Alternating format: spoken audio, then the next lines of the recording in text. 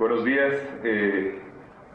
Bueno, tengo 15 minutos para hablar de un tema tan extenso, ¿verdad? Pero cuando me invitaron de la Universidad Francisco Marroquín a un panel titulado de esa forma, con las preguntas guías que traía, me di cuenta de que esto se podía convertir en un debate ideológico, epistemológico, sobre las ciencias.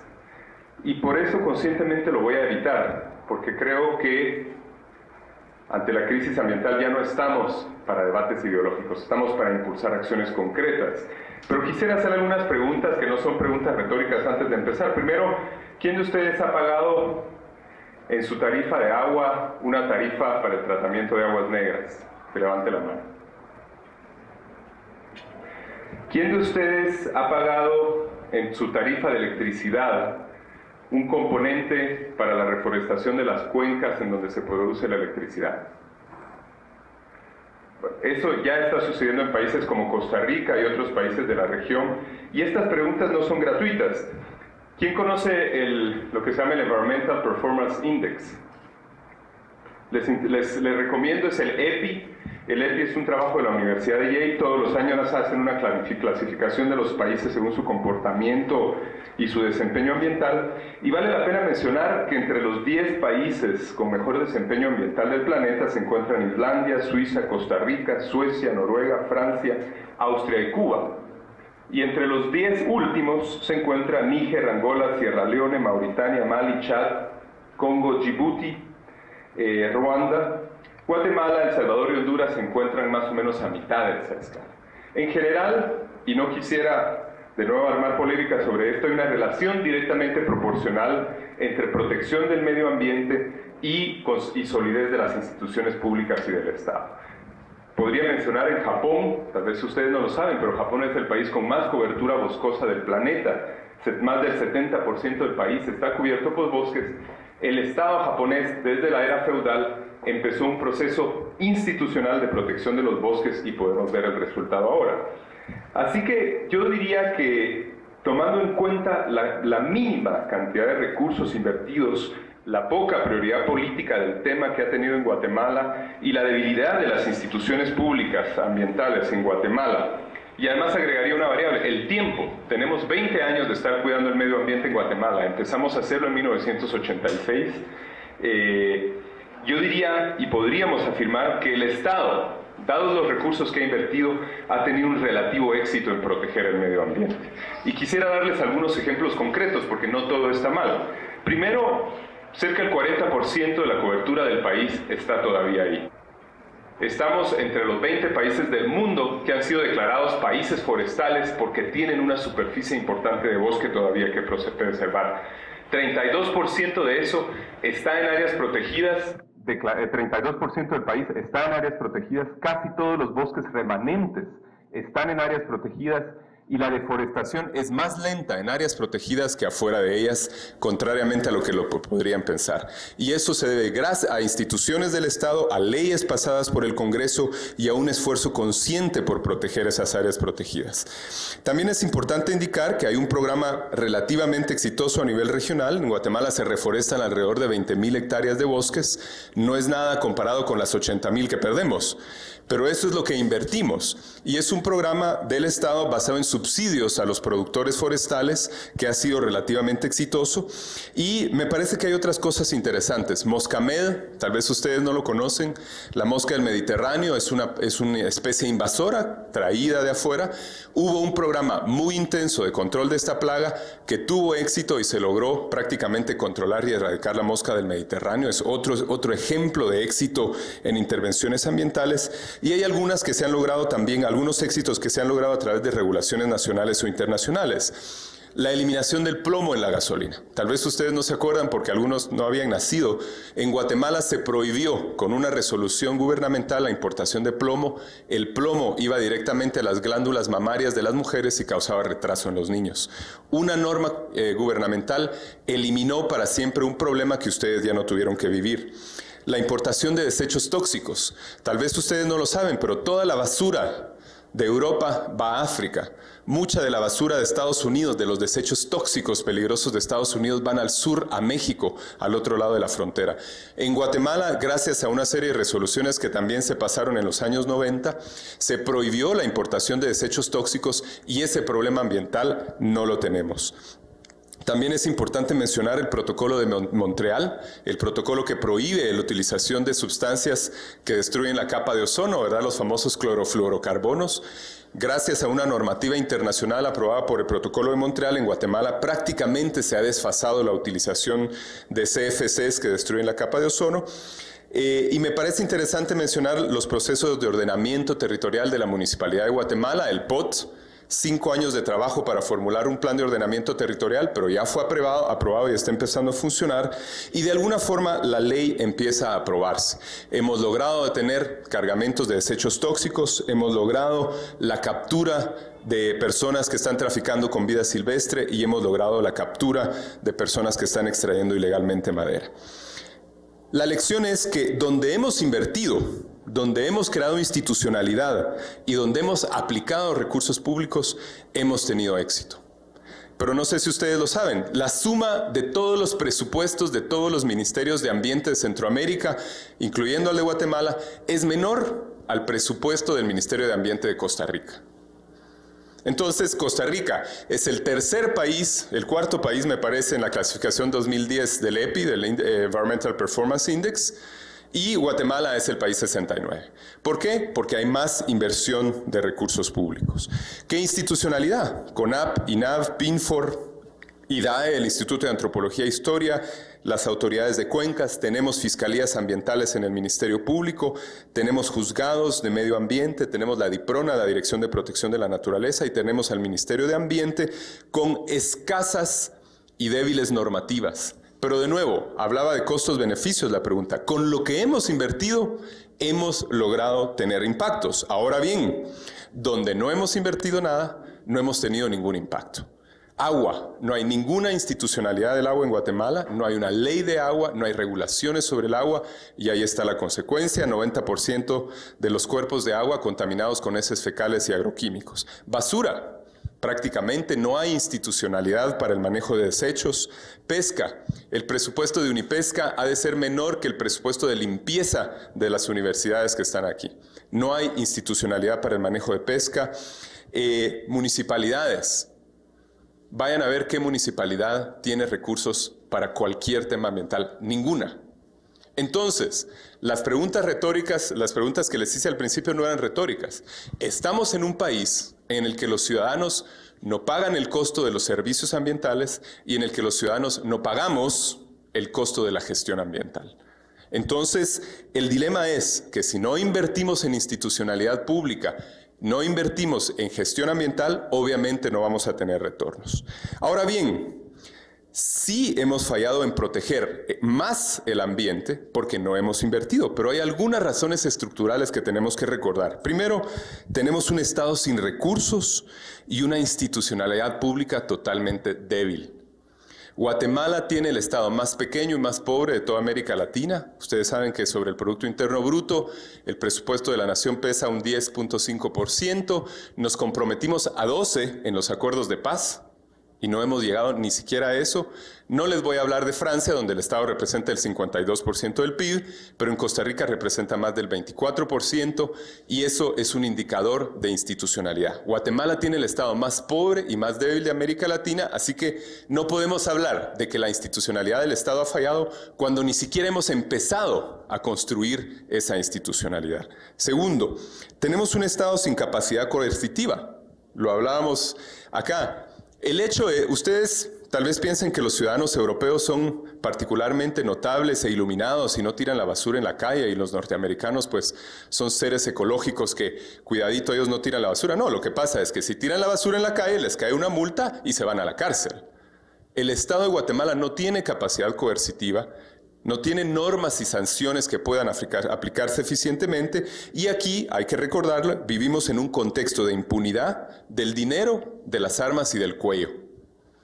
Y el problema es que tenemos un Estado pobre y débil frente a narcos, frente a grandes señores feudales de la tierra, frente a alcaldes y caciques locales y frente a grandes empresas que muchas veces no quieren acatar las normativas ambientales. Entonces, en ese contexto de impunidad, es imposible que las normativas públicas puedan aplicarse. ¿Por qué? Porque los jueces, porque los policías son corrompibles y son totalmente débiles ante las fuerzas, the powers that be, ¿verdad?, de la impunidad. El otro elemento importante es que una gran parte del territorio está fuera del control territorial del Estado. Acuérdense, en Guatemala pasamos de un Estado pequeño y autoritario, o sea, que nos mataba, a un Estado pequeño y sin capacidad coercitiva legal. Redujimos al ejército de 45,000 a 15,000 efectivos y abandonamos el control territorial, abandonamos las fronteras y ahora, yo no sé quiénes de ustedes trabajan o viven o conocen el Petén, Izabal, algunas regiones de Cobán. El hecho es que para hacer cosas hay que pedirle permiso al capo local de la droga y no al alcalde o al gobernador. Entonces, en ese contexto, el Estado no puede operar. ¿Y cuál es la salida? Fortalecer a nuestro Estado, porque nosotros, cada uno de nosotros aisladamente no se va a ir a agarrar a tiros con un arco. Por lo menos yo no tengo ganas de hacerlo porque está peligroso. Pero necesitamos los ciudadanos un Estado que nos pueda defender de esas fuerzas impunes del dinero y de las armas. Otro elemento importante que explica por qué el Estado no ha podido hacer más es porque hemos descentralizado responsabilidades sin asignar recursos. El discurso de la descentralización ustedes lo conocen, los CODEDES, las municipalidades. Bueno, las municipalidades son responsables de la basura, del ornato, de los desagües, del ordenamiento territorial, del control de las talas en las zonas urbanas. El 80% de la problemática ambiental está en la responsabilidad de las municipalidades. Y vayan a ver ustedes, hay municipalidades que todavía no tienen una computadora. Entonces, hemos creado institucionalidad, hemos creado leyes y no hemos transferido recursos para que se pueda construir esa institucionalidad que haga gestión ambiental en el país. Y eso es muy importante. Y voy muy rápido porque me dieron nada más 15 minutos. Sí creo que tenemos que decir 3 elementos más. Primero, sí tenemos un Estado disfuncional, un Estado que fue diseñado para ser un Estado contratista, con poca capacidad de coerción, con poca capacidad de aplicación de la ley, con muchas dualidades, con desorden institucional. El ejemplo perfecto son las zonas marino-costeras. Ahí hay 11 instituciones que tienen jurisdicción y en ese desorden institucional sí hay problemas y tenemos un Estado que debe ser reorganizado para una gestión ambiental integral. Y tengo que mencionar dos puntos finales. Los ciudadanos que somos parte del Estado, no se olviden, en una definición amplia del Estado. El Estado es territorio, gobierno y ciudadanos. Los ciudadanos no tenemos conciencia ambiental. En el interior de la República, cuando el alcalde quiere pasar de 5 a 10 quetzales el cobro del agua, la gente hace bochinche y le va a quemar la municipalidad. Entonces, imagínense, aquí la gente paga 75 quetzales o 100 quetzales o 300 quetzales por el cable, pero vayan a ver si quieren pagar más de 20 quetzales por la recolección de la basura. Mucho menos por el tratamiento y la separación. El Instituto Costarricense de Electrificación, que es una empresa pública, cobra ya la tarifa ambiental y todas las hidroeléctricas tienen que pagar una tasa que va para pagarle a los propietarios de tierras cuenca arriba para reforestar y para proteger sus bosques. Eso es lo que llamamos pago de servicios ambientales y ya se está haciendo en Costa Rica. En Belice, todos los turistas que salen pagan un impuesto de $5 que va a la protección de las áreas protegidas de Belice. ¿Por qué? Porque son las que generan el turismo en primer lugar. Entonces, si no tenemos institucionalidad ni mecanismos financieros, no podemos hacer gestión ambiental. Y termino con un punto importante. El Estado no ha podido hacer más por el crecimiento demográfico de Guatemala. Y aquí nosotros, ustedes como jóvenes, tenemos una responsabilidad enorme. A la actual tasa de fertilidad, ¿verdad? 4.2, me parece que era la última, me voy a robar 3 minutos más para concluir. Se multiplica por 2 la población cada 20 años. Somos 15 millones ahorita, 30 millones en 30 años y así exponencialmente. Entonces, Por eso es que vamos en un curso de insostenibilidad. Entonces, yo diría que, ¿qué necesitamos? Leyes e instituciones, normativa, recursos, aplicar eficientemente subsidios económicos, el caso de la madera es muy importante, forzar a cumplir los convenios internacionales, un Estado que colabore eficazmente con la sociedad civil, con las comunidades y con la iniciativa privada, y por supuesto tenemos que apoyar a la iniciativa privada en lo que llamamos ahora genéricamente negocios verdes. Para terminar, yo creo que es importante entender algo. Yo oí a un presidente latinoamericano en una ocasión decir que en América Latina era como una lancha que quería cruzar un lago, que remaba 5 años con la mano derecha y después remaba 5 años con la mano izquierda y no íbamos a ningún lado. Así que es por eso que evité la discusión filosófica de fondo. En el tema ambiental no tenemos tiempo para ver quién tiene la razón. Tenemos que tomar acciones concretas ya. Y en ese sentido, lo que necesitamos es combinar inteligentemente, 1, institucionalidad y recursos públicos. 2, participación de la sociedad civil, de ustedes, de los ciudadanos y de las comunidades y los pueblos indígenas. Y 3, instrumentos e incentivos de mercado. No tenemos por qué ponernos a hacer una discusión ideológica sobre si mercado, ciudadanos, Estado, izquierda, derecha, público, privado. No, el problema ambiental está ahí y ustedes lo están sufriendo ya. Tenemos que movilizar toda la panoplia, toda la gama de instrumentos para enfrentar la gestión ambiental, pasando por los instrumentos de gestión pública y estatales, pasando por los instrumentos de mercado, los incentivos, la corrección de precios, la inclusión de externalidades y pasando por una mejor y mayor participación de los ciudadanos en la gestión ambiental. Olvidémonos de la discusión ideológica, hagamos lo que hay que hacer porque las soluciones técnicas ahí están. Muchas gracias. Buenos días a todos. En ese sentido, muchísimas gracias, licenciado Cerezo, porque me abrió el camino a los puntos que yo quiero platicar. Y una de las cosas que tenemos que recordar como punto principal, nuestra Constitución en su artículo 97 dice que es responsabilidad no solo del Estado y de las municipalidades, sino de los habitantes del Estado proteger el medio ambiente. En este sentido, no podemos nosotros de una forma delegar esa responsabilidad del Estado y que sea el Estado el que se preocupe de realizar todas las acciones necesarias para la protección del medio ambiente. Todos y cada uno de ustedes y todos los que estamos aquí, cualquier persona es responsable por la protección del medio ambiente y en ese sentido, de ahí es de donde ha fallado esa institucionalidad para la protección del medio ambiente.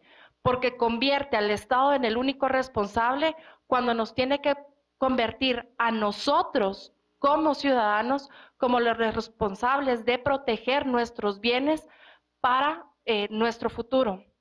Hay un dicho muy famoso en materia ambiental que dice que nosotros no le estamos heredando la tierra a nuestros hijos, sino que la estamos tomando prestada de ellos.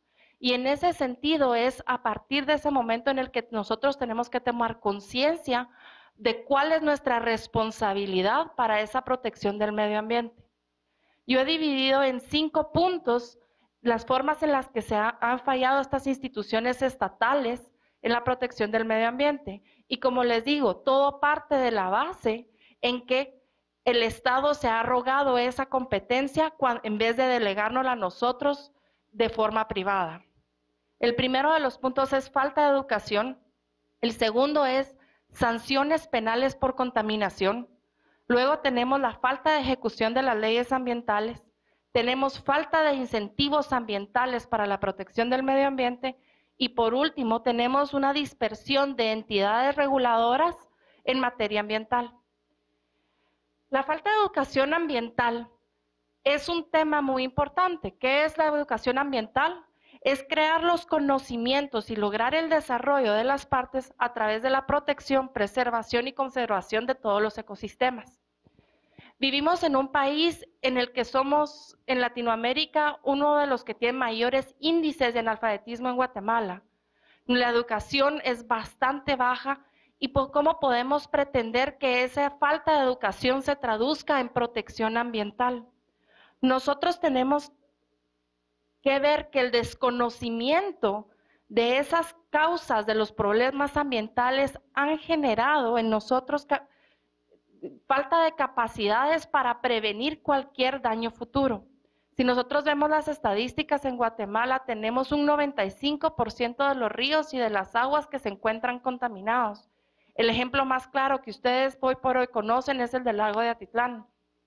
El lago de Atitlán ha sido contaminado realmente por la falta de conocimiento de sus pobladores, de que no tienen que llevar sus desechos al lago, porque esos desechos han sido los que han generado esa contaminación, son los que alimentan esa cianobacteria. Si nosotros creáramos capacidades en las personas de forma ambiental, en el sentido de enseñarles cuáles son las consecuencias de sus actos, cuáles son los medios para poder comprender esos medios ambientales y desarrollar las habilidades para ser activo y involucrarse en la protección del medio ambiente, créanme que con eso lo que lograríamos es crear una cadena en la cual una persona le enseña a otra a continuar con esa protección. Si nosotros nos enfocamos en un solo pueblo del lago de Atitlán y les enseñamos a crear esas plantas de tratamiento que son necesarias, a utilizar los fertilizantes que no contaminan el lago, y cuando empiecen a ver los demás pueblos, los beneficios que ese único pueblo está viendo, se van a acercar al pueblo y le van a decir cómo lo están haciendo. Y ese pueblo se va a crear en un maestro de los demás pueblos, y de esa forma se va erosionando el conocimiento. El segundo de los temas es las sanciones ambientales por contaminación de materia penal.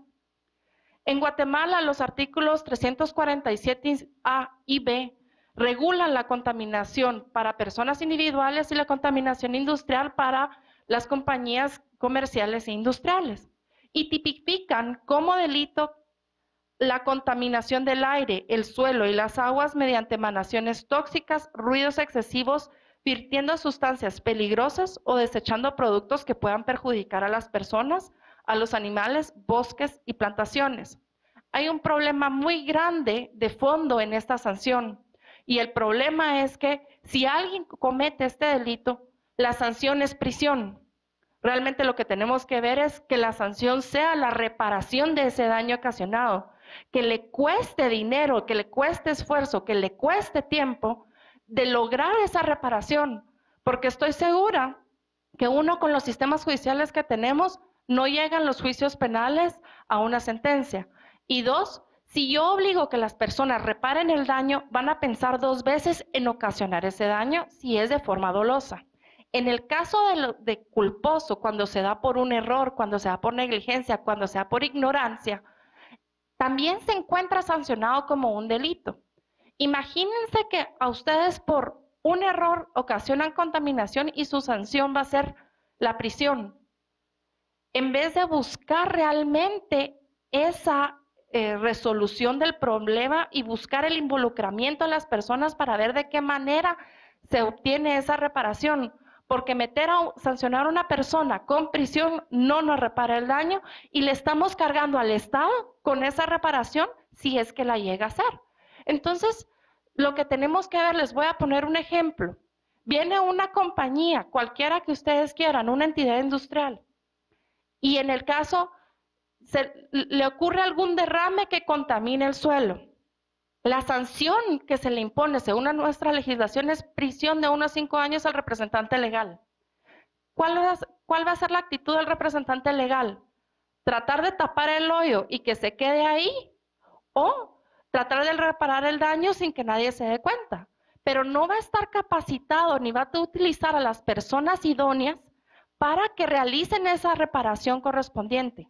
En otros países, como en Estados Unidos, en el caso de que se dé contaminación de forma culposa, la persona tiene la obligación de notificar a las autoridades, y las autoridades lo que hacen es darle un plazo y enseñarle los mecanismos para crear esa reparación. Le podrá imponer una multa, pero la sanción más factible que les va a imponer va a ser esa reparación del daño. Entonces, deberíamos eliminar ese delito de la contaminación, especialmente de forma culposa, en virtud que no nos está ocasionando ningún beneficio para la protección y mejoramiento del medio ambiente, sino únicamente se está cargando al Estado con la reparación de los daños que alguien más incurre. Y al final de cuentas, como les decía, la obligación de la protección y mejoramiento del medio ambiente es de cada uno de ustedes y de todos los habitantes del país. Luego, tenemos el tercer punto, que es la falta de ejecución de leyes ambientales. Y en ese sentido, tenemos varias leyes que protegen el medio ambiente. Pueden ser buenas, pueden ser malas, pero el problema principal, y como lo decía el licenciado Cerezo, es que si no hay nadie que nos obligue a cumplir con esas leyes, nadie se va a tornar a volverlas a cumplir. Porque les voy a poner un ejemplo que en Guatemala sucedió. Tenemos un reglamento de aguas residuales en el cual se estableció la obligación de, en un año a partir de su publicación, de crear un estudio técnico. Y el Estado iba a empezar a verificar quién estaba cumpliendo con esos estudios técnicos. A partir del estudio técnico se crea la obligación de crear plantas de tratamiento de agua y de reducir las emisiones al agua que puedan producirse en los diferentes comercios e industrias. Pregúntenle a cuántas industrias ha llegado el Ministerio de Ambiente a hacer una inspección para ver si tienen ese estudio técnico que requiere este reglamento. ¿Cuántas veces ha llegado a hacer una verificación del cumplimiento de los parámetros establecidos en ese reglamento? Si yo sé que a mí no me van a estar haciendo ninguna investigación sobre mi cumplimiento de la legislación, en ese caso yo no la voy a cumplir voluntariamente.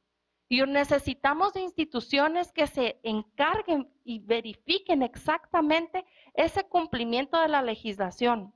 También, ¿cuántas denuncias se presentan al Ministerio de Ambiente sobre delitos ambientales, sobre daños ambientales? Es un número bastante alto. Pregúntenme ustedes cuántos casos llegan a una resolución. Si es uno al mes, es muchísimo. En ese sentido, tenemos que ver nosotros que las denuncias, tenemos que crear las capacidades necesarias en las instituciones para poder cumplir con esa obligación de vigilancia, inspección y verificación de las distintas denuncias. Tenemos que capacitar económicamente al Estado para que verifique y realice estas actuaciones. Y en ese sentido, ahí sí necesitamos de alguien que esté verificando, porque realmente nadie va a estar cumpliendo de forma voluntaria. El cuarto de los puntos es que no tenemos incentivos ambientales. Tenemos una ley que habla sobre los incentivos de las energías renovables, en los cuales vamos a estar viendo que no hay muchas personas que puedan aplicar a ello, porque fue diseñado para un grupo muy específico y las energías renovables como la solar no entran dentro de esta ley prácticamente. Hay varias formas de crear estos incentivos ambientales a través de incentivos fiscales, creando exenciones a las importaciones de fabricación, de importación, de venta de tecnologías más limpias, en las que se busque que las empresas internalicen esas tecnologías más limpias dentro de sus operaciones. Podemos crear certificados de reducción en los cuales se crean parámetros máximos de contaminación que las empresas y las industrias pueden crear, y si las industrias no llegan a esos parámetros específicos, se les entrega un certificado que puede ser comercializado o puede ser redimido por créditos fiscales. Luego podemos crear incentivos económicos, como por ejemplo la promoción de certificaciones ambientales. Se crean capacidades para que las pequeñas empresas puedan promover sus servicios y sus productos de una forma ambiental. Se les entrega un certificado y con eso van a adquirir, sus productos van a ser adquiridos de una mejor forma. Si ustedes van a Estados Unidos, si ustedes van a Europa, los productos que dicen orgánico son más caros, pero muchas veces son los más vendidos. Y por último, podemos crear sistemas de pagos por servicios ambientales en los cuales los usuarios de recursos, como por ejemplo las agencias de turismo o las agencias o una persona que tiene una finca río abajo le paga por esos servicios a las comunidades para que ellos protejan ese medio ambiente. Y por último, de lo que hemos estado hablando, la dispersión de entes reguladores en materia ambiental. Tenemos un CONAP, tenemos un INAP, tenemos INUIPESCA, tenemos las diferentes autoridades de manejo de la cuenca, tenemos al MARN, cada quien con su diferente ley, cada quien con su diferente presupuesto, cada quien con una diferente cabeza, y al momento de ponerlos de acuerdo, lo que buscan realmente son cuotas de poder y no buscan de ninguna forma lograr efectivamente la protección del medio ambiente. Entonces, con eso termino el día de hoy. Muchísimas gracias. Bueno, la pregunta es muy puntual. ¿Por qué han fallado algunas instituciones estatales en proteger el medio ambiente? Este tríptico se encuentra en el Museo del Prado, se llama el Jardín de las Delicias, y lo que representa es la creación. Pero es la creación vista de un europeo que nunca había estado en América y que había escuchado los relatos que se hacían de lo que había en estas tierras, de cómo la naturaleza era tan pródiga y de cómo se vivía y cómo realmente esta era la nueva esperanza, este era el mundo perfecto. De alguna manera, en América Latina quedó esta cultura de la utopía. De alguna manera, para nosotros siempre hay un mañana que va a ser mejor. Y no importa, como decía el licenciado, si un día vamos para adelante o vamos para la derecha o la izquierda, si probamos el estructuralismo, el monetarismo, el liberalismo, el neoliberalismo, siempre en América Latina creemos nosotros que vamos a encontrar la fórmula perfecta en la que todo va a caminar bien. Y vean, este espíritu permea todas las leyes, permea nuestras ideologías políticas y siempre esperamos, nosotros tenemos un ciclo de 4 años y cada gobierno vamos a encontrar la solución. Yo quisiera reducir mi presentación en este corto tiempo a estos puntos. Obviamente la pregunta puntual, ¿por qué han fallado las instituciones? Pues no es muy difícil de contestar. Si uno se pone a ver la debilidad de la administración de justicia, la ineficiencia de los recursos humanos y financieros, la imprecisión de las leyes, la ausencia de instrumentos económicos que motiven cambios de conducta y aceptación de normas. Es una verdadera selva de regulaciones. En Guatemala tenemos aproximadamente 1.200 disposiciones, desde la Constitución, leyes, reglamentos, ordenanzas en tema ambiental. 42 y posiblemente más tratados internacionales para respetar y para cumplir. Varias instituciones que compiten por espacios, no hay precisión, tema como la Autoridad de los Lagos, sus disposiciones chocan con lo que dice la ley forestal, con lo que dicen las estrategias, con lo que dicen los planos. Es una verdadera Babel jurídica y técnica en este tema. Y obviamente un Estado, como hemos escuchado, que no tiene la capacidad, que no ha tenido la capacidad de administrar justicia, de realmente tener lo que se dice ahora, los dientes para cumplir y hacer cumplir la ley, pues tiene que dar lugar a una situación bastante deteriorada. Falta de coordinación, falta de recursos, competencias, etcétera. Pero también tenemos que señalar nosotros la insuficiencia de recursos humanos. El Estado en Guatemala, como hemos escuchado, es un Estado débil. Yo no creo que es nada justo hablar que en Guatemala hay un estado de bienestar. Yo no creo que es nada justo decir que las pequeñitas conquistas sociales que se han logrado en Guatemala se asemejan a las políticas de bienestar de Europa y de esos países que tienen muchísimos años más que nosotros. Yo pienso que nosotros no podemos hacer ninguna comparación ni tratar de sacar leyes y modelos a una situación que es completamente diferente. En Guatemala, todos lo sabemos, el Estado se encuentra prácticamente a la defensiva. Nosotros hablamos de un gran gobierno, pero ¿cuál gran gobierno acá?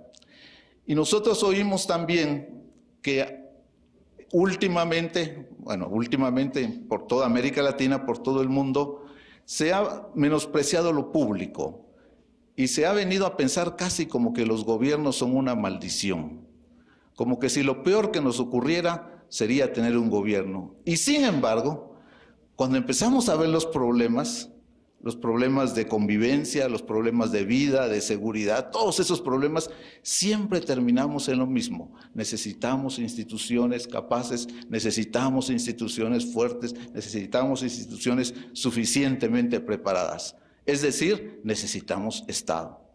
No hay otra. Es la fórmula por la que las personas podemos convivir y es la fórmula en que el progreso y todo lo que con ello se lleva se ha podido lograr. Quiero compartir con ustedes, este es un triángulo de gobierno.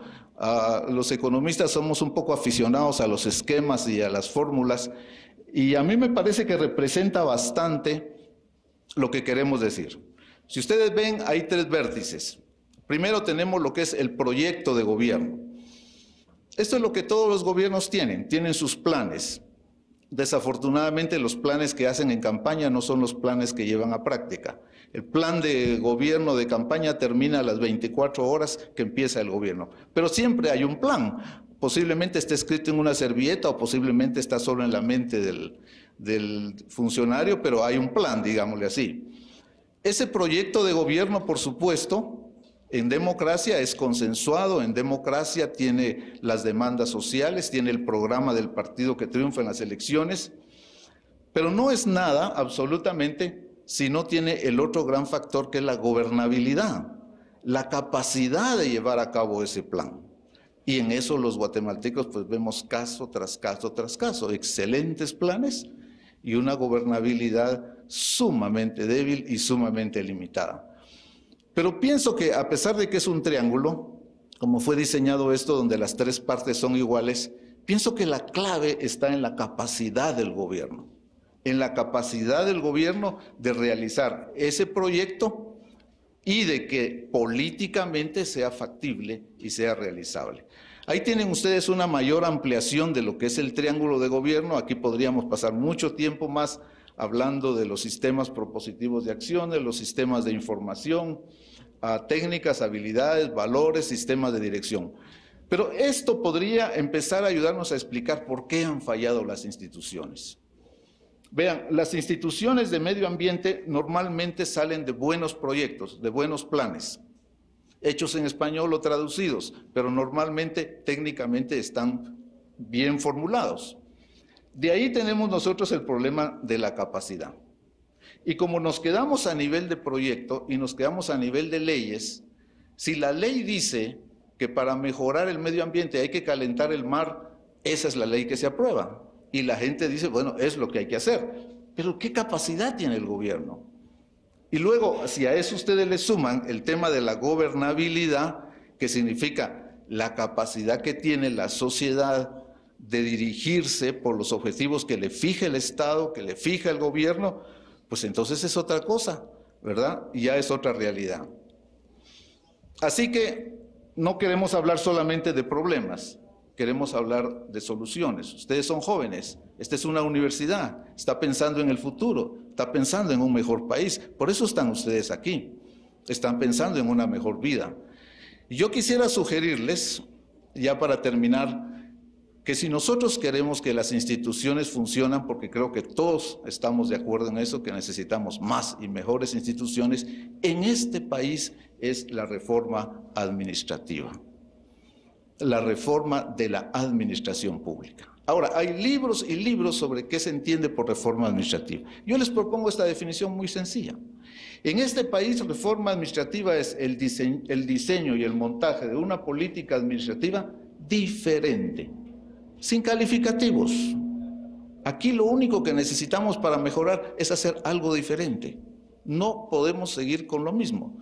No podemos seguir con esos cambios de cada 4 años, incluso a veces menos, esos cambios a veces de meses. No podemos seguir menospreciando la función pública y esperar que haya capacidad de gobernabilidad. No podemos esperar nosotros que el saber técnico ambiental, en salud, en vivienda, en desarrollo económico, se improvisa. Este país no se puede dar el lujo de seguir enviando técnicos a capacitarse en el extranjero, tener cuadros especializados y cuadros capacitados para que por una disposición de tipo político, los vemos en la calle nuevamente. ¿Y saben qué es lo peor? Que resultan las entidades públicas muchas veces volviendo a contratar a estas personas, a estos técnicos, en otras condiciones y donde realmente se pierde el sentido de lo público. Este país evidentemente necesita un nuevo sistema de servicio civil. Quizás ustedes no han oído esto de servicio civil. Tal vez pensamos que la burocracia es un mal. Yo les muestro otro peor. Yo les muestro que antes que tuviéramos sistemas modernos de burocracia, lo que teníamos era un sistema patrimonialista. Los puestos públicos se vendían. En la Edad Media, el tesorero, el que cuidaba la puerta, compraba el puesto. Los puestos públicos se heredaban. Los puestos públicos se daban como premios por servicios al rey. El mundo moderno se desarrolló porque tuvo burocracias suficientemente preparadas, aisladas de los intereses sociales y capaces de mantener un saber técnico que iba mucho más allá de lo que era un gobierno de turno. Entonces, ese sistema de servicio civil en Guatemala es una necesidad. Un ejemplo para que se queden preocupados. En 1966, en este país se aprobó la primera ley de servicio civil completa que hubo en Guatemala. Habían disposiciones, pero en 66 se aprueba. Se trata de determinar una carrera, los requisitos de ingreso, etc. La ley daba 90 días para que el Ejecutivo emitiera el reglamento del servicio civil. ¿Saben cuánto tardó el Estado de Guatemala en emitir el reglamento de servicio civil? ¿Alguien me puede dar un número? Dígame. 3 años, más. 30 años. 30 años para emitir el reglamento de servicio. Eso les da a ustedes la idea de las prioridades y por qué estamos como estamos. Eso les está dando la respuesta. ¿Por qué han fallado las instituciones de servicio civil? Una tarea muy difícil, la impopular defensa de la burocracia y de la tecnocracia. Pero mis queridos amigos y amigas, necesitamos nosotros recuperar el valor del saber. El saber técnico, el saber especializado tiene un lugar enorme y preponderante en la conducción de las sociedades. En Japón, en Francia, en Inglaterra y en Estados Unidos, ser un servidor público es un orgullo. La sociedad les ha dado la posibilidad de influir en el futuro y en el destino. ¿Por qué nosotros no podemos ser así? ¿Por qué nosotros no podemos tener una clase dirigente, una clase técnica suficientemente preparada a la que le podamos exigir y a la que podamos nosotros demandarle también transparencia y un sentido democrático? Ahí termino. ¿Podemos seguir soñando con un mundo perfecto? Podemos pensar en un institucionalismo, un neoinstitucionalismo, en decir que necesitamos más instituciones, pero de pronto lo que necesitamos es ir a los detalles muy concretos. Coincido totalmente con el licenciado Cerezo, el saber técnico está ahí, la capacidad técnica está ahí. Lo que quizás necesitamos con urgencia es una profunda y verdadera reforma administrativa. Muchas gracias. El tema me gusta a mí porque nos han planteado una pregunta concreta, una pregunta específica que se refiere a por qué han fallado estas instituciones públicas. Yo partiría diciendo, voy a hacer un enfoque un poquito diferente, por suerte, ¿no?, que los otros entrevistados. Yo partiría diciendo que en la vida social, en la vida de las comunidades, todos deseamos ciertos bienes o servicios porque son indispensables o son favorables a tener una vida mejor. Todos queremos que haya posibilidad de educarse, que haya salud. Y entre esos servicios, entre esas cosas que reclamamos o que necesitamos o que deseamos, está el tener un medio ambiente adecuado, un medio ambiente limpio que garantice las posibilidades de desarrollo personal, que garantice la producción, el desarrollo de la economía del país, etc. O sea, hay que partir de esa idea y yo creo que en ningún momento hay gente que no quiere tener un medio ambiente limpio. Habrá gente que es más indiferente hacia cierta desaparición de especies, habrá gente que es más activa, pero realmente pienso que todo ser humano le gusta la limpieza, el orden, la variedad, en fin, un entorno favorable para la vida. Esa es la parte, si se quiere, positiva. Pero en el desarrollo de las actividades nuestras, en el desarrollo de las actividades sociales, nosotros tenemos una tendencia que de alguna manera tiene que ver con lo que se ha llamado la tragedia de los comunes. Si han estudiado, los que estudian economía habrán conocido esa expresión posiblemente, que resumidamente, ahora la explico, resumidamente la tendencia que tenemos es de privatizar los beneficios y hacer públicos los costos. Esa es la tendencia, lamentablemente, que tenemos. Si una persona está comiendo algo y eso está envuelto en un papel, bueno, pues su costo es llevar ese papel a un sitio, ¿verdad? Un basurero, un sitio especial donde no contamine, donde pueda ser recogido y procesado. Pues esa persona, eso es un costo. La persona puede perfectamente tirarlo al suelo, se evita un costo. Y el beneficio es que ya pudo abrir lo que estaba abriendo, terminar su lata de refresco y tirarla a la calle. Se los digo porque cuando venía para aquí, delante mío había un autobús y había una gente tirando cosas, ¿verdad? Bueno, se está eliminando un costo, el costo de mantener ese objeto que ya es, para esa persona ya es una basura, mantenerlo en sí mismo. Pasa lo mismo con las actividades mineras, industriales, agrícolas, de todo. Y si nosotros no somos peores, aquí vendría la primera pista que yo quiero entregarles a ustedes, y si nosotros no somos peores en ese sentido es porque nos han educado en la familia básicamente a comportarnos dentro de ciertas normas, ¿verdad? Nadie, normalmente en una casa no se pueden hacer ciertas cosas, si hay algo sucio no se puede dejar tirado ahí en medio de la sala, o las madres, los padres de uno lo controlan, lo llevan a eso.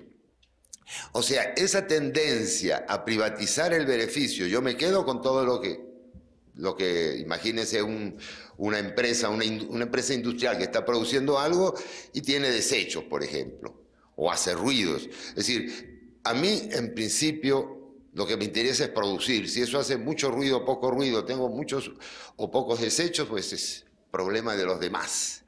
Ese de los demás es lo que yo llamo lo público. Hasta ahí yo les diría que estamos en la base casi filosófica, social del problema. El segundo paso, para ir acercándome a responder a esta pregunta, el segundo paso es las instituciones públicas. ¿Qué es lo que pasa con las instituciones públicas? Miren, hay un problema filosófico, de filosofía política detrás, que es muy propio de este siglo y el siglo pasado, el siglo XX, que es que cuando hay un problema o un deseo o un servicio que a nosotros nos parece de interés y que nos parece de importancia, la primera actitud también es pasárselo a los demás. Y ese pasárselo de los demás es pasárselo al Estado. Dentro de una familia pudiera ser la mamá, o pudiera ser el papá, o pudiera ser el jefe en alguna institución. Pero en el colectivo social se lo pasamos al Estado. Y le atribuimos al Estado una serie de funciones y le otorgamos una serie de, digamos, facultades para actuar que... Aquí habla de instituciones públicas, que se van a traducir en la aplicación por determinadas instituciones públicas. O sea, si nosotros queremos que la posibilidad de educarnos y que se eduquen todos, bueno, pues que el gobierno se haga cargo de eso. ¿A través de qué? De una institución pública, digamos un ministerio de educación, o varios ministerios, o direcciones generales, o lo que sea en cada país. Pero generalmente en el caso de educación son unos ministerios. En el caso del ambiente pasa lo mismo. Todos nuestros países en América Latina tienen ministerios del ambiente. ¿Qué son esos ministerios del ambiente? Bueno, ahí viene el problema que más desde el punto de vista de la sociología política que de otro lado, creo yo que es importante presentarles a ustedes en esta mañana. El problema es que las instituciones públicas, como lo dice el enunciado de la pregunta, fallan enormemente. ¿En qué sentido fallan? Bueno, fallan en el sentido de que crean una burocracia innecesaria. Y aquí le quiero explicar al expositor Cajas que no estoy hablando de la burocracia en un sentido weberiano, del conocimiento técnico, no, burocracia en el sentido vulgar y cotidiano de la palabra, de papeleo, de enredos, de trámites, de costos que hay que pagar, de funcionarios que se atraviesan en las decisiones de uno. Eso lamentablemente no es propio de los ministerios del ambiente, sino de toda la acción estatal. Toda acción estatal tiende a ser uniformizada y burocratizada, y toda esa burocracia normalmente impone costos muy grandes al ciudadano común. Ese es uno de los problemas. Otro de los problemas que tienen las instituciones públicas es de la corrupción, sobre todo en nuestros países, que es un fenómeno alarmante que nos tiene a todos alarmados. ¿De dónde viene la corrupción? ¿De dónde viene esa burocracia? Yo diría que en general viene, y en el caso del ambiente muy particularmente, del mismo concepto con que se elaboran las leyes. En primer lugar, no hay una ley única. Lo decían aquí, hay 1200 tipos de regulaciones. En segundo lugar, las leyes, como todas leyes, son muy generales. Tienen que serlo en principio, pero lo muy general en el caso del ambiente es totalmente contraproducente. El árbol que yo no debo talar en un cierto bosque porque puede producir un efecto ecológico adverso, debo talarlo necesariamente en otras circunstancias porque puede traer problemas a una edificación, es decir, una ley general sobre estos temas es sumamente peligrosa porque pasa por encima infinidad de situaciones particulares. Esa infinidad de situaciones particulares hace también que empiecen a proliferar las leyes. El que quiere cuidar los bosques tiene un planteamiento, el que quiere cuidar el agua tiene otro planteamiento, y así sucesivamente se va logrando una maraña. Mi experiencia personal, esto ya no es sociología ni filosofía, mi experiencia personal es que cuanto más leyes hay y más regulaciones se ponen, más fácil es hacer lo que uno quiera. En el sentido de que, bueno, uno se atiene a la ley 24.414 y no a la 22.187. Y uno al final, el que sabe, ¿no? El que tiene la habilidad, bueno, puede navegar entre medio de esa maraña legal. También le pueden producir a uno terribles costos, ¿verdad? Porque de pronto se equivoca y la ley le cae a uno una ley de las tantas que no conocía, y uno va a cortar el arbolito, una rama del arbolito, y vienen y dicen que, porque yo conozco un caso así, que la persona está haciendo un ecocidio. Bueno, es decir, hay de todo en eso. El tener muchas leyes trae además otro problema, que es la incertidumbre, lo que les estoy diciendo. ¿Puedo yo violar a todas esas leyes a la vez si soy hábil y tengo suerte? Puede ser que me caiga una que de pronto no es la que yo pensaba y que me cree un serio problema.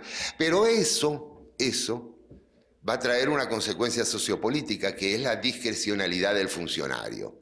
En última instancia, y no solo en cuestiones de ambiente, en leyes laborales y en mil y otras cosas, en estos países estamos nosotros sujetos al funcionario porque no tenemos un marco legal claro, porque no tenemos un marco legal que limite la acción del Estado, porque las leyes, como decía Ana Gabriela, son punitivas. Tratan de presentar como delito la mayor parte de las conductas posibles, incluso actualmente hay varios casos de esos que se discuten, porque además cuando empiezan a fallar las sanciones se aumentan y se hacen cada vez más grandes, de tal manera que cuando llegan a un juez, si es que llegan, los jueces tienen hasta miedo a veces de condenar a la gente porque por una cosa que es relativamente menor la gente puede ir 10 años a una cárcel, destrozarle la vida a una persona.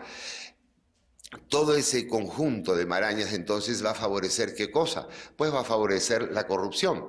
Una corrupción que se hace como el lubricante indispensable del sistema. El sistema es tan complicado, tan enredado, se traba tan fácil que yo necesito ponerle unas gotitas de aceite. Y esas gotitas de aceite son decirle, mire al funcionario, en este caso yo le diría que cierre los ojos porque fíjese que acá yo no estoy haciendo ningún daño y que me permitan hacer esto, dependen tantas familias de esta actividad. Entonces, eso surge espontáneamente y naturalmente, surge también el funcionario que viene a inspeccionar las cosas con cara de pocos amigos, a decirle a la gente, mire, ustedes están haciendo esto, lo otro, lo demás allá, y ya la persona se empieza a asustar y empieza a pensar, ¿cómo hago yo para salirme de este hombre? Y una de las formas más fáciles de salir del problema es dando algunos dineritos a cambio. O sea, y les digo porque lo he visto cantidades de veces. ¿Quién vigila la práctica de la aplicación de esas leyes ambientales? A lo mejor hay un experto técnico que colaboró, que desarrolló un reglamento y una ley bien compleja, bien interesante, bien trabajada, por decir así, que incluso se adapta a diversas necesidades locales. Pero la persona que va a decidir si esta persona está cometiendo un problema o no, si está cazando en zona vedada, si está echando de sello, normalmente esa persona es un funcionario de muy bajo nivel. Y eso debiera pensarse y tomarse en cuenta en nuestros países. Es un guardia, es un policía, es un soldadito, es un funcionario muy mal pagado que realmente no tiene la capacidad para discernir qué hacer en un caso específico. Miren, como ya no tengo mucho más para terminar, les quería plantear un poco la resolución de esta especie de enigma. ¿Por qué es tan mala esa acción del Estado, de las instituciones? Nosotros podemos culpar a los hombres, a la moral, etc. Pero hay un principio básico también que se aplica a los funcionarios del Estado. Yo le decía que cuando yo tiro un papel a la calle, estoy privatizando mis ganancias y socializando mis costos. Pues cuando digo yo, y la persona que venía delante mío en ese autobús hizo eso, también se lo aplico a cualquier persona, por más que sea funcionario del Estado. Eso lo dice la teoría del public choice. Es decir, el funcionario del Estado va a actuar de la misma manera que cualquier particular, porque no tiene otros incentivos y porque es una persona básicamente igual que cualquier particular. ¿Eso qué va a significar? Que va a tratar de pasar su responsabilidad a otros, que va a tratar de quedar bien con sus empleados o con sus jefes, que va a tratar de hacer es decir, que no va a estar centrado en su acción, en la eficiencia, en la eficacia, sino que va a estar fundamentalmente en la supervivencia en su cargo o en la supervivencia de la oficina que maneja, que si acaso dentro de la misma lógica puede entrar en actos de corrupción y que por lo tanto no podemos ver a ese funcionario y a esa institución como algo extrahumano. Sería muy bonito decir, bueno, este problema es tan grave, no se lo pasamos al Estado, se lo pasamos a un consejo de ángeles o algo semejante, si pudiera existir eso. Claro, sería bonito que alguien absolutamente ecuánime, pero cuando tenemos que hablar de Estado, de instituciones, esas instituciones tienen que estar formadas por gente que son igualitas que todas las demás, que cuando pueden, si pueden, privatizan sus beneficios y socializan sus costos. Eso me parece a mí que está en la razón. Y yo lo que les pudiera decir, porque por supuesto ni soy especialista en el tema ambiental, ni venía preparado para dar soluciones, pero sí para dar una orientación, y ya me queda muy poco para terminar, para dar una orientación general les diría, tenemos que romper esa dependencia o esa especie de ilusión utópica de que alguien de afuera nos va a resolver los problemas. En este caso las instituciones públicas. Tendríamos que ser conscientes de hacer un saneamiento de instituciones y de leyes, unificándolas, racionalizándolas. Eso sí se puede hacer relativamente fácil, de tal manera que no estemos expuestos a todos estos actos de ineficiencia que al final lo que hacen es que perjudicar el medio ambiente, perjudicar la educación, perjudicar la salud. Nosotros tenemos muy bajos servicios en todos esos sentidos porque hemos confiado exclusivamente en una visión estatista, en una visión utópica, y en una visión que en todo caso es punitiva y que trata de sancionar más que de educar o de crear conciencia. Muchísimas gracias.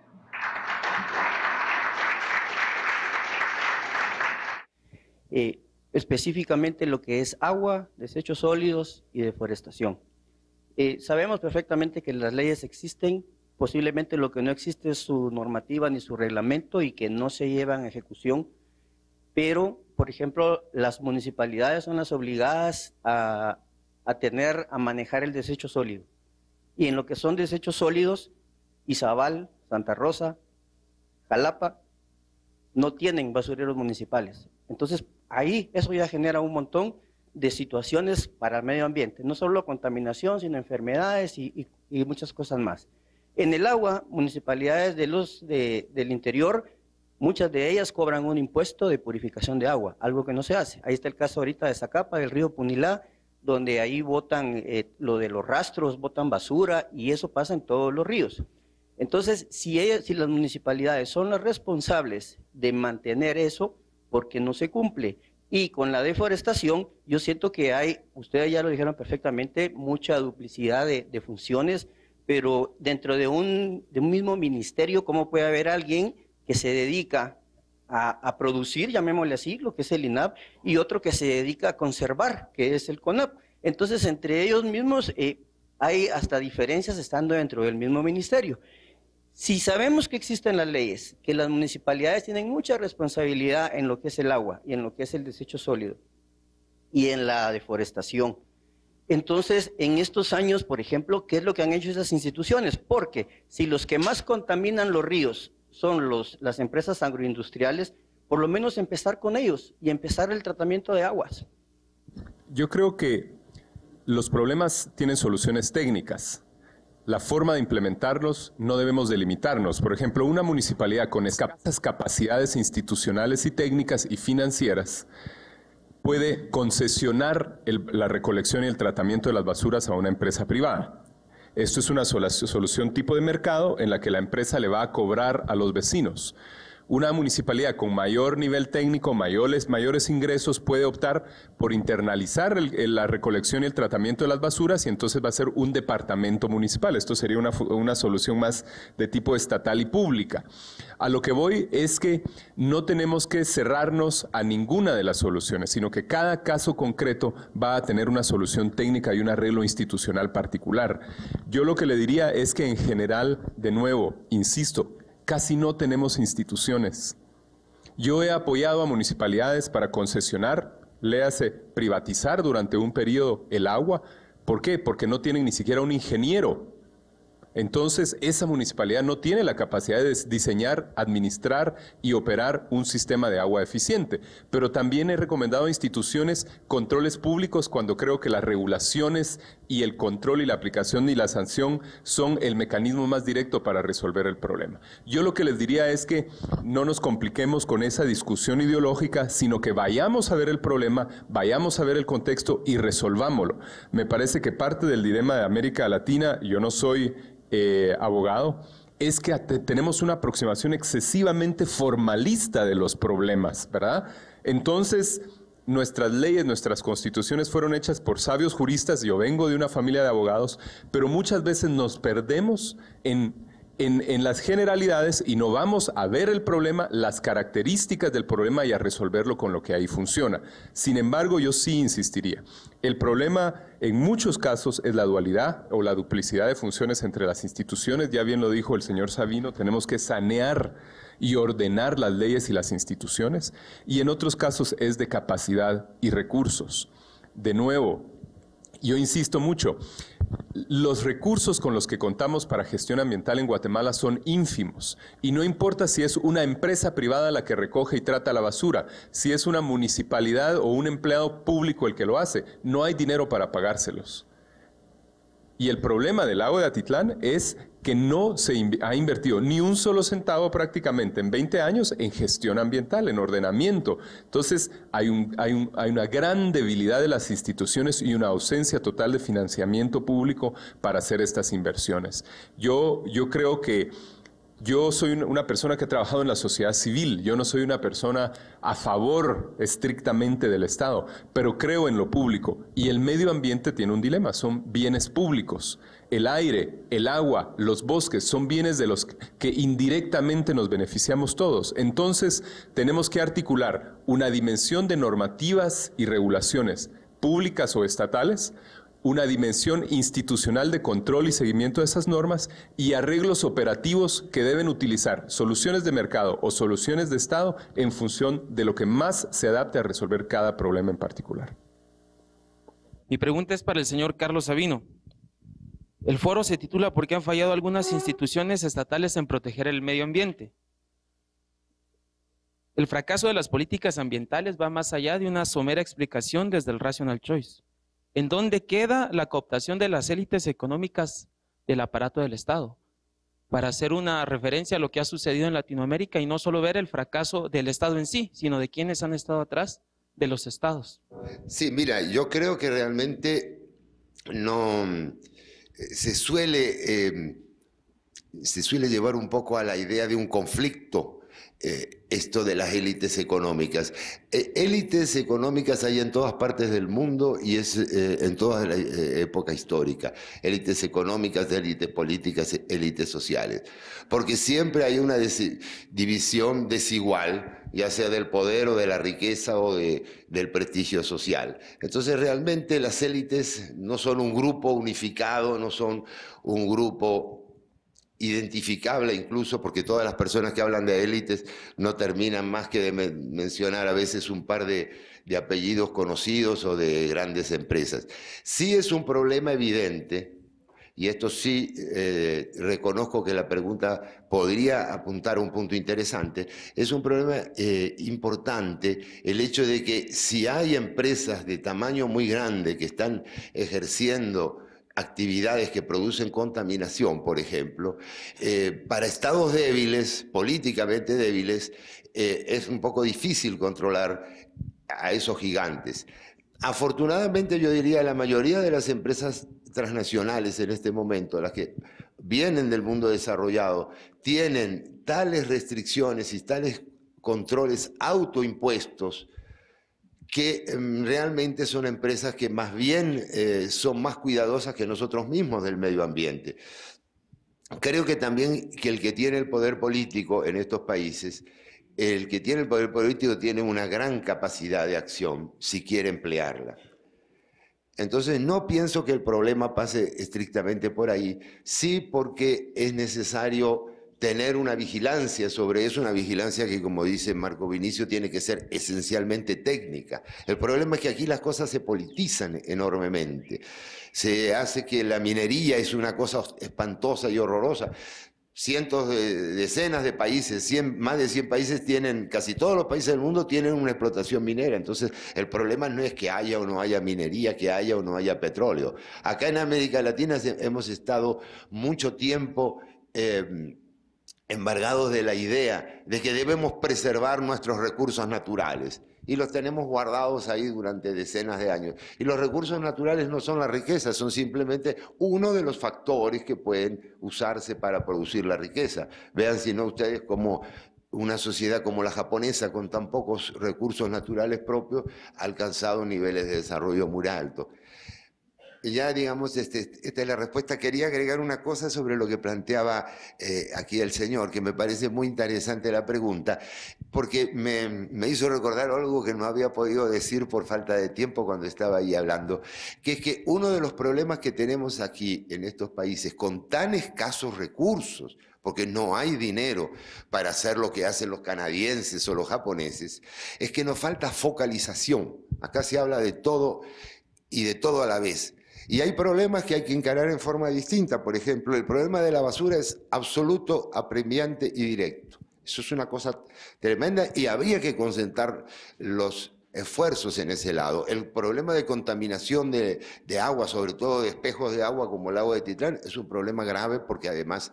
Pero son problemas distintos que se pueden tratar de maneras distintas. El problema de la deforestación que usted dijo, eso es un problema mucho más grave porque implica un problema social. Porque yo he estado viajando hace un par de años por el Ixcán Grande y he visto que hay un proceso de deforestación acelerado. Yo no soy un ecologista ni conozco demasiado de eso, pero realmente me asustaba yo. Iba por esas carreteras desoladas y veía finquita o milpita prácticamente, pero era una tras otra. Y quemadas y taladas, y bueno, se está perdiendo eso, y ahí no llega nadie, por supuesto. ¿Qué se puede hacer? Bueno, si no hay más recursos, se deforestará. Así se deforestó Inglaterra a partir del siglo XIV y así se deforestó gran parte de Europa. Hay cosas que no se pueden evitar. Yo creo que justamente eso es lo importante de una solución práctica. Focalizar los esfuerzos en aquello que podemos hacer, porque hay cosas que no podemos hacer. Muy rápidamente sobre la pregunta anterior, recomendaría que lean un libro que se llama Colapso, de Jared Diamond, en el que estudia toda una serie de colapsos civilizatorios. Y hay un hecho innegable: cuando las élites de cualquier tipo, económicas, religiosas, políticas, deciden exclusivamente en función de sus propios intereses, pueden conducir a una sociedad al colapso. Y no estoy pensando en los Gutiérrez, estoy pensando en los reyes mayas, estoy pensando en los reyes de la isla de Pascua, estoy pensando en Ruanda, estoy pensando en ejemplos que en este libro se abordan de cuando no hay procesos democráticos para tratar de alcanzar soluciones de bien común. Y cuando élites escogen obcecadamente durante largos periodos de tiempo su propio interés, pueden llevar a una sociedad colectiva al colapso, y eso está muy bien documentado en este libro, así que se los recomiendo. Solo como las debilidades son muy fuertes en cuanto a las normas institucionales y las leyes que rigen a nuestro país, pero también existen tratados internacionales porque todos los países están preocupados por el medio ambiente. El TIRFA, el UPOV, el CDB, que ya han sido ratificados inclusive por Guatemala. ¿Qué efectos o qué implicaciones podrían tener esas ratificaciones en cuanto que si estamos muy débiles acá adentro, allá son diferentes criterios? Bueno, protejamos, cada país tiene la soberanía en protección de sus recursos.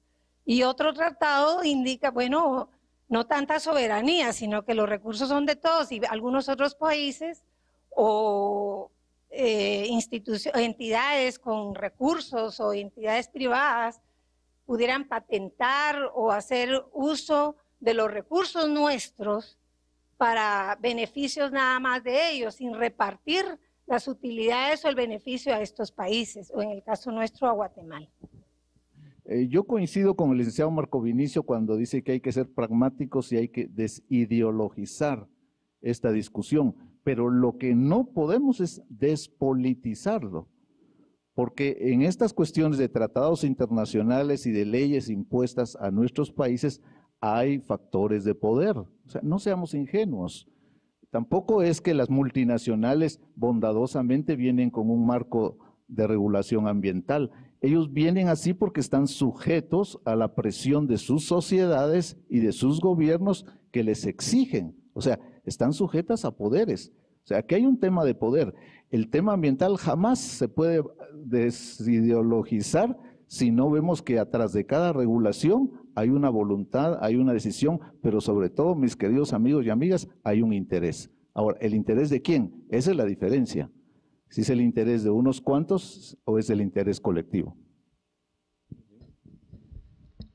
Sí, en ese sentido, primero tenemos que ver que los tratados internacionales en materia ambiental constituyen lo que se llama el soft law, que son acuerdos de los países en los cuales en ningún momento son obligatorios. Son pocos los tratados internacionales en los cuales los países han decidido crear obligaciones vinculantes para ellos.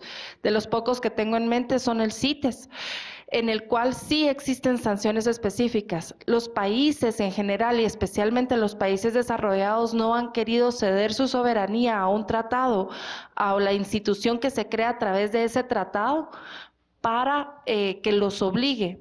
Entonces, estos tratados internacionales que tenemos, el CBD, cualquiera que el protocolo de cambio climático, cualquiera que usted quiera ver, lo único que nos establece son lineamientos de cómo debería de ser la legislación para buscar el desarrollo sostenible en los países.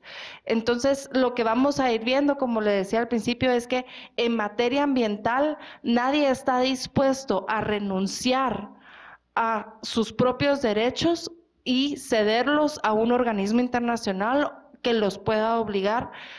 Y al paso que vamos, por ejemplo, si vemos la reunión que acaba de pasar en Copenhague, ninguno de los estados tiene la intención a futuro de seguir, de empezar a realmente a comprometerse a cumplir con determinadas obligaciones ambientales.